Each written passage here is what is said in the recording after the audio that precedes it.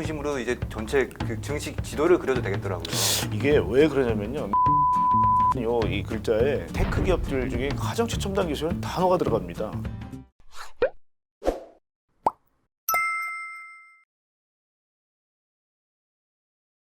안녕하세요, 누이또 여러분, 후민아빠입니다. 오늘은 미래 먹거리로 전 세계 기업들이 치열하게 경쟁을 하고 있는 모빌리티 분야에 대해 들어보겠습니다. 20년 넘게 자동차 분야를 연구해 오신 고태봉 하이투자증권 센터장님과 함께 주목할 만한 기업부터 국내외 자동차 산업의 현실까지 이야기 들어보도록 하겠습니다.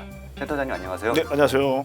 자기소개 좀 짧게. 저 하이투자증권에서 리서치 본부 맡고 있는 고태봉 본부장이고요. 자동차를 오래 하다 보니까 이 센터장이 매크로 얘기를 드려야 되는데 자꾸 이 모빌리티 얘기만 좀 드리고 있는. 워낙 전문가셔서 어쩔 수가 없습니다. 그래서 조금 이제 자동차 얘기는 오래된 얘기, 그다음에 최근 들어서는 당장 손에 잘 안 잡히는 조금 먼 얘기, 뭐 이런 것들 좀 섞어서 좀 드리고 있습니다. 네. 일단 첫 질문을 이걸 드리고 싶은데, 자동차 업종이라는 표현을 많이 쓰다가 이제 모빌리티라고 해서 좀 확장이 된 느낌이 좀 들거든요. 그래서 자동차와 모빌리티의 차이점? 그 설명을 한번 드려볼게요. 조금 막연하죠. 막연한데 일단 뭐 이동에 관련된 전반적인 걸 전부 다 모빌리티로 약간 융복합시킨 것 같고요. 특히나 최근에 IT 기술 뗄 수가 없겠죠. 보통 이제 마스라 그래서 모빌리티 애저 서비스, 그래서 즉 공유 형태로서의 자동차라는 언급이 좀 나왔고요. 휨이라는 핀란드의 멀티모달, 즉 자동차, 뭐 열차, 그다음에 뭐 바이크, 퍼스널 모빌리티 이런 것들이 앱으로 전부 다 융복합됐던 서비스를 핀란드가 먼저 내놨는데 굉장히 센세이션을 일으켰어요. 그 이후로 우버, 그다음 뭐 리프트, 뭐 중국의 디디 추싱, 동남아의 그랩, 수도 없이 많은 이제 모빌리티 서비스들이 태동하기 시작했죠. 점점 테크의 기술들이 빌드업되면서 사실 이제 전기차, 그다음에 자율주행, 그다음 자율주행의 기술을 덧입은 더 많은 것들. 예를 들면 이제 우리가 육륜 바퀴 6개가 달리는 배달용 로봇, 이런 것들도 사실 자율주행의 축소판이거든요. 이런 것들도 이번에 코로나 때 굉장히 활성화됐죠. 그리고 어번 에어모빌리티라고 저희가 대변이 되는, 즉 수직 이착륙이 가능한 전기 비행기, UAM이죠. 최근 들어 이 비즈니스가 굉장히 확장이 되고 있는데요. 그래서 이 모빌리티의 영역은 사실은 서비스로부터 이 하드웨어까지 굉장히 다양한 것들을 포괄을 하고 있고요. 이것들이 모빌리티 플랫폼을 통해서 융복합이 되는 흐름이다라고 보시면 될 것 같고요. 그래서 결국은 탑다운으로 서비스 프로바이더인 우버 같은 업체들도 난 하드웨어에 관심을 갖겠다 해서 당시에 자율주행차를 만들겠다고 연구개발 인력을 상당히 많이 모집을 했었죠. 반대로 하드웨어를 하던 테슬라 같은 경우도 야, 서비스까지 내가 해볼게 해서 바텀업으로 올라갑니다. 그래서 결국 어떤 기업이든지 지향하고 있는 바가 되게 비슷해요. 그래서 모빌리티라는 거는 결국 디바이스도 굉장히 다양화되고 있고 서비스의 어떤 뭐 이 폭도 굉장히 넓어지고 있다고 보시면 될 것 같고요. 여기 서포트되는 충전소라든지 아니면 과금 행위, 페이먼트 시스템, 뭐 이런 것들도 전부 다 모빌리티에 융복합되기 때문에 상당히 제가 봐도 모빌리티 영역은 넓다 라고 볼 수가 있을 것 같아요. 모빌리티를 중심으로 이제 전체 그 증식 지도를 그려도 되겠더라고요. 이게 왜 그러냐면요. 뭐 기술, 요소 기술이라는 건요 정말 다양해요. 뭐 예를 들면 배터리만 하더라도 화학 들어가죠. 그 다음에 서비스 같은 경우는 전부 다 IT, 뭐 통신 다 들어가죠. 특히 자율주행이라는 이 글자에 아마 이 아이테크 기업들 중에 가장 최첨단 기술은 단어가 들어갑니다. 그리고 자동차는 또 사람의 목숨을 담보해요. 그래서 자동차에서 이런 장애물들만 극복할 수 있다면 자동차보다 조금 덜 안전해도 되는 로봇이라든지 뭐 이런 것들은 상당히 제가 봐도 자연스럽게 극복할 수 있다는 거거든요. 그래서 말씀 주신 대로 모빌리티라는 게 굉장히 많은 것들을 포함하고 있다. 소위 말하는 우리가 이제 O2O라는 개념 아시죠? 온라인 투 오프라인에서 온라인은 대부분 다 자동화돼 있고 플랫폼 인터넷으로 결국 이제 자동화가 됐습니다만은 오프라인은 아직도 많은 부분이 사람의 노동력이 들어간다는 거거든요. 근데 이번에 코로나가 딱 터지면서 사람들이 계속 감염이 돼요. 또 긱 이코노미, 예를 들면 가정주부가 아이들을 학교에 출근시키고 남는 자동차의 공간을 우버에 제공한다든지 하는 게 다 긱 이코노미인데, 이게 이번 기간에는 하도 이제 긱 쪽이 커지다 보니까 각국 정부가 야, 이건 노동에 대한 탄압 아니냐, 야, 이거 안 돼, 불법 접어, 이렇게 어떻게 보면 좀 변화가 있다 보니까 이 자동화에 대한 니즈가 굉장히 커졌습니다. 그래서 로봇에 대한 수요가 이번 코로나 기간에 폭증하게 돼요. 그래서 이런 것들 전반적으로 우리 모빌리티의 영역을 다 아우르는 거기 때문에 자율주행 기술이 변하면 오프라인 영역의 자동화가 자연스럽게 이루어지겠구나라는 생각을 하실 수 있고요. 뭐 차츰차츰 얘기 전개해 나가보죠. 뭐 너무 많은 말씀을 드리는 것 같아요. 그럼 이제 모빌리티 산업을 볼 때 자율주행도 말씀해 주셨는데 큰 축을 좀 나눠서 설명해 주실 수 있을까요? 그럴까요? 네. 우리가 뭐 조어로 따지면 참 많습니다. CASE 요 네 가지 글자에서 우리가 케이스 조언이라고 얘기도 하고요. 뭐 어떤 분들은 야, 이 다임러가 만든 조언이가 기분 나쁘다. 그래서 스펠링을 좀 바꿔서 에이시스라고 얘기하기도 하고, 쉐어홀드 이코노미, 공유경제력은 너무 포괄적이니 이거를 모빌리티로 바꿔서 MECA, 메카로도 얘기하기도 하는데요. 뭐 네 가지 변화는 크게 변화는 없는 것 같아요. 자, 첫 번째가 커넥티비티예요. 즉 통신으로 이 자동차가 단단하게 연결되어 있어야, 예를 들면 우리가 모빌리티 플랫폼을 가지고 나 A부터 B까지 이동하고 싶어라는 이동의 욕구를 표현하는 쪽도 통신이 연결돼야 되겠죠. 그 다음에 최근에 하드웨어에서 가장 큰 이슈가 OTA입니다. Over the Air, 즉 자동차의 소프트웨어를 무선으로 업데이트를 해서 많은 기능들을 변화시키거나, 우리가 소위 이제 앱 같은 것, 차 안에서도 앱도 다양하게 전개할 수 있고 컨트롤할 수 있습니다. 이 오버디어의 기술이 상당히 중요한 게, 스마트폰을 샀는데 우리가 대리점에 사는 순간 딱 고정돼 있고 업데이트가 안 된대요. 그럼 거기다가 100여만 원을 지급할 용의가 있으세요? 없죠. 그래서 이 커넥티비티라는 부분이 제일 중요한 거는, 앞으로 통신이 자동차의 성능을 업그레이드하는데 필수적인 조건이 되고요. 또 하나는 자율주행이 될 때, 그렇게 됐을 때는 보통 우리가 V2X라는 표현을 써요. IoT 자동차용 버전입니다. Vehicle to Everything이라고 해서 차와 모든 게 연결된다는 의미인데요. V2V, 즉 차하고 차하고 연결된다. V2I, 차하고 인프라하고 연결된다. V2P, 보행자하고 연결된다. 그래서 모든 게 연결되는 것도 역시 커넥티비티입니다. 왜 지금 삼성전자 같은 데가 엑시노스 뭐 오토 통신용 AP를 만드는 이유가, 야, 차가 다 연결돼야 돼 앞으로 통신하고. 이제 그렇게 하다 보니까 이제 이 전자 업체들이 막 등장하기 시작하는 거고요. 그다음에 A, 오토노머스. 자율주행 기술은요, 정말 세상을 바꾸는 기술이에요. 이 자율주행이라는 거는 그 주체가, 그 복잡한 연산의 주체인 사람으로부터 완전히 이제는 컴퓨터라든지 AI로 이전된다는 의미예요. 그래서 자율주행에 관련되어 있는 많은 요소 기술들이 있어요. 특히 아까 말씀드렸던 인지, 이게 센싱이죠. 센싱. 그다음에 판단, 이게 AI입니다.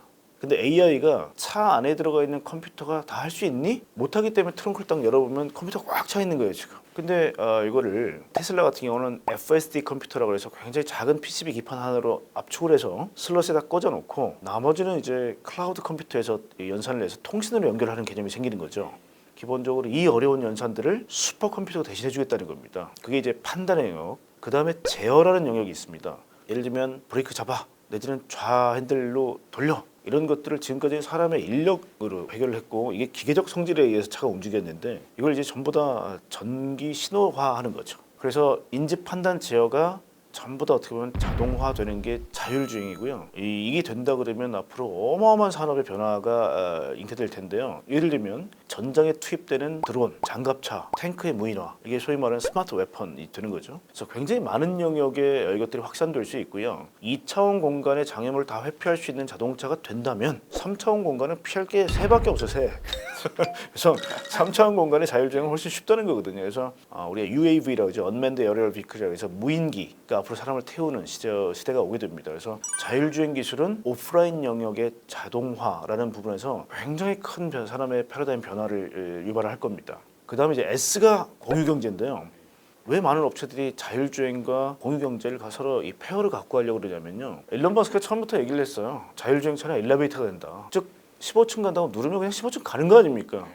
우리가 신변의 위협이다, 안전에 대한 위협을 느끼지 않듯이 자율주행이 완벽하게 구현되면 도로에서 계속 플로우처럼 돌아다니는 차들이 결국 엘리베이터라는 거예요. 또 우리는 앱을 가지고 잡기만 하면 내가 원하는 지역까지 가장 빠르게 안내하는 엘리베이터라는 거죠. 아마 앞으로는 법적으로 자율주행이 완벽하게 구현되면 사람이 운전하는 행위가 불법이 될 가능성이 굉장히 큽니다.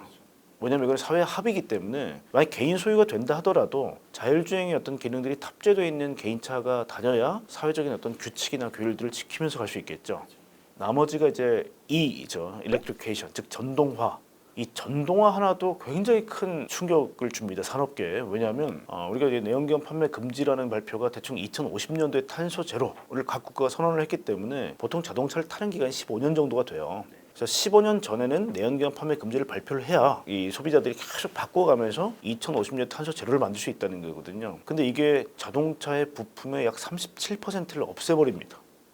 그래서 산업 지형도를 굉장히 크게 바꾸는, 지금 100년 전통의 화석연료 베이스의 자동차를 전부 다 배터리와 모터로 변환시키는 큰 변화이기 때문에 이 네 가지가 케이스거든요. 그래서 이게 동시다발적으로 지금 자동차 업체를 굉장히 억누르고 있습니다. 왜냐하면 한 번도 안 해봤던 기술들을 그것도 동시에 다 해결하라 하니 굉장히 어려워하는 거죠 지금. 갑자기 좀 다른 질문을 드려 죄송한데, 수소차가 사실 그래서 대안으로도 얘기가 나오고 그러는데 어떻게 보세요? 오늘 또 수소는 이렇게 보시면 될 것 같아요. 테슬라 모델 S의 경우에 지금 약 540kg 정도의 배터리가 들어가요. 트럭하고 버스로 확장을 해보면 한 2톤, 3톤짜리 배터리 밑에 조장을 해야 되는데 차 무게가 얼마인데 이 배터리 3톤을 싣고 간다, 이게 이해가 가십니까? 결국은 일단 수소가 훨씬 낫다는 거거든요. 이거는 또 UAM 같은 경우는 동일하게 전기 에너지를 가지고 모터를 돌려요. 그런데 지금 배터리가 팩이 워낙 무겁기 때문에 양력, 즉 뜨는데 굉장히 방해가 됩니다. 배터리 무게가. 그래서 오히려 UAM은 수소를 넣게 되면 훨씬 항속 길이가 길어져요. 그래서 정부의 정책은 지금 85대 15예요. 85%가 전기차고요. 15%가 수소입니다. 아마 많은 디바이스마다 전기가 좋은 게 있고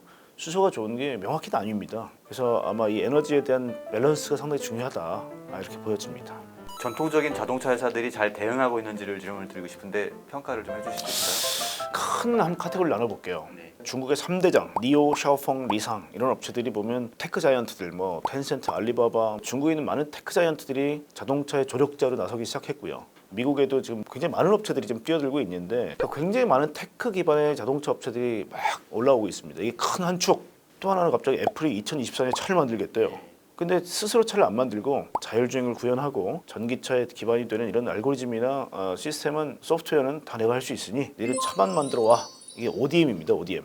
뭐 샤오미 같은 업체들, 그다음에 소니도 비전 S라는 차를 처음에는 컨셉카로 만든 줄 알았는데 역시 마그나 같은 업체에 맡겨서 차를 만들겠다는 거거든요. 카카오 모빌리티도 LG 마그나하고 손을 잡았다는 얘기는 앞으로 우리가 원하는 형태의 차 만들어줄 수 있니라는 것들에 대한 어떤 가능성을 얘기하는 거예요. 그래서 ODM이 또 큰 한 축으로 등장하기 시작합니다. 나머지가 이제 기자님 말씀하신 전통 기업들은 어떻게 대처하고 있습니까? 라는 부분이 사실은 이 부분인데, 지금 시장에서는 얘기하는 게 전기차나 자율주행을 대응할 수 있는 자본력과 기술력, 그다음에 지금 상황을 고려했을 때 4개에서 5개 업체 정도는 그래도 대항마로서 계속 존재감을 발휘할 수 있을 거다. 그게 폭스바겐, 도요타, GM, 현대, 기아까지가 4대장이고요. 5대장까지 넣으면 르노, 니산, 미쓰비시 얼라이언스인데요. 그러니까 전통의 이 5개 기업은 특히 최근 들어서 배터리 전용 플랫폼들을 내놨어요. 대부분 다 전기차 전용 플랫폼을 내놨기 때문에 아까 말씀드린 큰 3개의 축이 본격적인 이제 전쟁들을 펼치는 이후의 전쟁 시대가 온 거죠. 그래서 기득권이 누구한테 있을 거냐? 아까 말씀드렸지만 CAS의 4개에서는 테크 기업들이 상당히 우위를 갖고 있습니다. 근데 이 조향이라든지 서스펜션 완충이라든지 이런 것들에 대한 기본적인 지식들 많이 없었고 해본 적이 별로 없었기 때문에 자동차를 뚝딱뚝딱 만들어봤더니 이건 아닌 거예요. 야, 자동차 업체가 그래도 100년 동안 헛짓을 한 건 아니구나. 니들 기술, 그렇지, 니들 레거시 기술력 인정. 그러다 보니까 이제 ODM 형태가 나타나기 시작한 거고, 자동차 업체가 경쟁력이 있다라는 게 좀 드러났던 부분이고요. 쉽게 말하면 전통 자동차 업체가 테크를 배우는 게 빠를 거냐, 테크 기업이 자동차를 배우는 게 빠를 거냐, 사실 이 두 개가 지금 막 어떻게 보면 싸우고 있는 거고요. 거기서 우리가 나온 기사들이 테슬라가 갑자기 자동차에 이종 메탈, 즉 알루미늄하고 철판하고 용접을 하는데 용접을 못해서 처음에 자동차 업체들이 막 웃었죠. 야, 이것도 못하는 게 여기서 차를 만들어? 그랬더니 갑자기 무슨 뭐 이상하게 하나로 그냥 다이캐스팅을 하는 기가캐스팅이라는 신기술을 갖고 오질 않나. 이게 결국은 어떻게 이거를 채워넣냐가 싸움의 핵심이 될 것 같아요. 이게 말이 안 되는 얘기거든요. 이게 말이 안 되는 얘기입니다. 이게 사실 직접 한다는 게, 근데 그걸 직접 해내요. 테슬라에는 전 세계 올려 있다. 이게 아마 테슬라의 속도가 굉장히 빠른 이유가 아닌가 싶습니다.